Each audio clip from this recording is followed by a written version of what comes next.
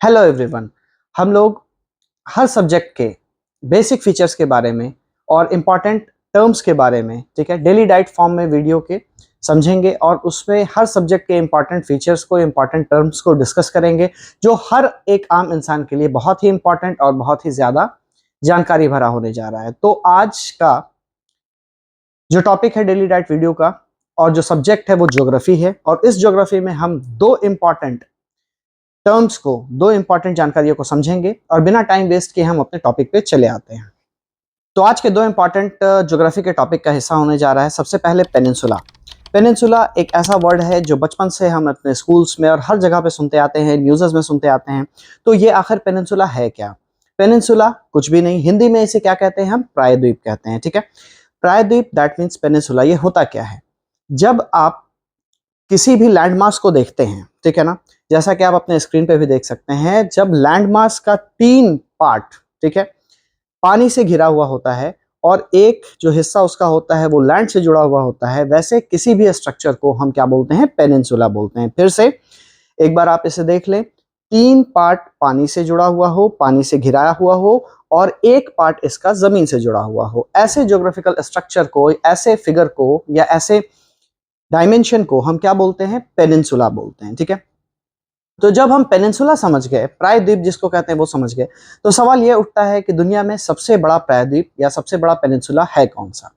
तो दुनिया के सबसे बड़े पेनिनसुला की बात जब करेंगे तो सबसे बड़ा पेनिनसुला अरेबियन पेनिनसुला है, ठीक है। और इसका जो एरिया है ये कितना है? 3 मिलियन किलोमीटर स्क्वायर। कितना? 3 मिलियन किलोमीटर स्क्वायर का अरेबियन पेनिनसुला। और सिर्फ इतना ही नहीं, अगर हम इंडिया की बात करते हैं, India is also a form of peninsula, ठीक है ना।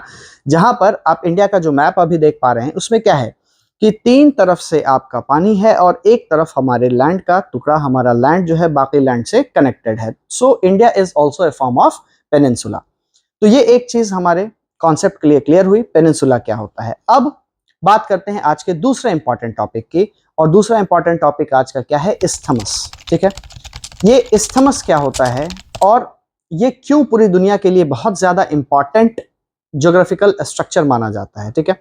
तो इस्थमस एक ऐसा स्ट्रक्चर है जो आपके दो लैंड कॉन्टिनेंट्स को या दो लैंड मासेस को आपस में जोड़ने का काम करता है, ठीक है। समझिएगा, दो कॉन्टिनेंट है या दो लैंड मास है, उसको आपस में जोड़ने का काम कर रहा है और एक पतला सा रास्ता बनता है जिसके दोनों तरफ पानी हो और बीच में इस तरह का स्ट्रक्चर आपका आकर के जुड़े, जहां पर दो कॉन्टिनेंट है और बीच का स्ट्रक्चर उसको जोड़ रहा है। इसे हम कहते हैं इस्थमस, जो आप अभी अपने मैप पे और अपने स्क्रीन पे भी देख सकते हैं। तो ये सवाल उठता है अब कि दुनिया का जो सबसे इंपॉर्टेंट इस्थमस है वो कौन सा है? तो दुनिया के जब इंपॉर्टेंट इस्थमस की हम बात करते हैं तो इसमें इस्थमस ऑफ पनामा सबसे पहले आता है, और दूसरे नंबर पर जो सबसे इंपॉर्टेंट है वो कौन सा है? सुएज, इस्थमस ऑफ सुएज, ठीक है, जिसे सुएज कैनाल के नाम से भी हम जानते हैं, ठीक है।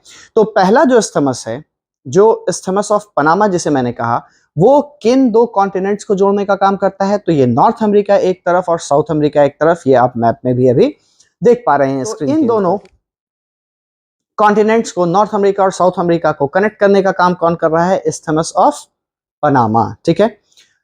और दूसरा सबसे इंपॉर्टेंट जो इस्थमस है वो कौन सा है? सुएज, इस्थमस ऑफ सुएज या सुएज कैनाल के नाम से हम इसे जानते हैं। तो यहां पर भी आप अपने स्क्रीन पर देख पा रहे हैं कि ये दो इंपॉर्टेंट कॉन्टिनेंट्स को आपस में जोड़ने का काम कर रहा है। वो कौन है? एशिया और अफ्रीका को आपस में जोड़ने का काम कौन कर रहा है? तो इस्थमस ऑफ सुएज, जिसे सुएज कैनल के फॉर्म में भी हम जानते हैं, ठीक है।